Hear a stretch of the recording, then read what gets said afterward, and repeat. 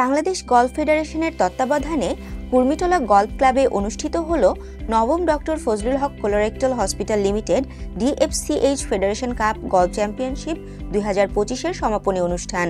4 দিনের এই টুর্নামেন্টে অংশ নেন সারা বাংলাদেশ থেকে আসা 17টি গলফ ক্লাবের 133 জন অ্যামাচার গলফার এবং প্রফেশনাল গলফ টুর্নামেন্টে 10টি গলফ ক্লাবের 40 জন professional golfer.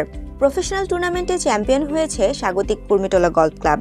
Federation cup golf championship টুর্নামেন্টে যুগ্মভাবে চ্যাম্পিয়ন হয়েছে কুর্মিটোলা গলফ ক্লাব এবং আর্মি গলফ ক্লাব। নারী গলফে অ্যামাচার ক্যাটাগরিতে চ্যাম্পিয়ন হয়েছে স্বাগতিক কুর্মিটোলা গলফ ক্লাব এবং জুনিয়র বিভাগে চ্যাম্পিয়ন হয়েছে আর্মি গলফ ক্লাব।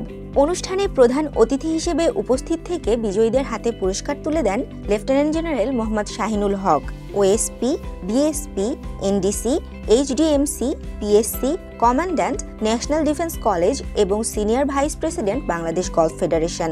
বিশেষ অতিথি হিসেবে উপস্থিত ছিলেন অবসরপ্রাপ্ত major general AKM Abdullahil Baki, former senior vice president Bangladesh golf federation, এবং অবসরপ্রাপ্ত major general Mohammad Masud Razzak, president Bangladesh professional golf association BPGA এবং বাংলাদেশ গলফ ফেডারেশনের কার্যনির্বাহী কমিটির সদস্যবৃন্দ।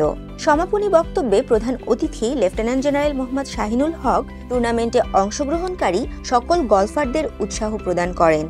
আমরা প্রফেশনাল লেভেলে যে ধরনের খেলোয়াড় আশা করছি, আমাদের সম্ভবত আরো অনেক দূর হাঁটতে হবে। আমি রেজাল্ট দেখেছি, আমি জানি আবহাওয়া খারাপ ছিল, বৃষ্টি ছিল, কনসেন্ট্রেশনের ঘাটতি ছিল, কিন্তু প্রফেশনাল হিসাবে এগুলো তো আমাদের পার্ট অফ দি লাইফ। এইগুলাকে নিয়েই আমাদের খেলতে হবে। প্রফেশনাল যারা আছো তাদেরকে আমাদের যে হিরো প্রফেশনাল সিদ্দিকুর বা জামাল বা ওদেরকে দিকে তাকিয়ে চেষ্টা করতে হবে ওদেরকে অতিক্রম করার জন্য। তাদের পর্যায়ে বসে থাকলে চলবে না।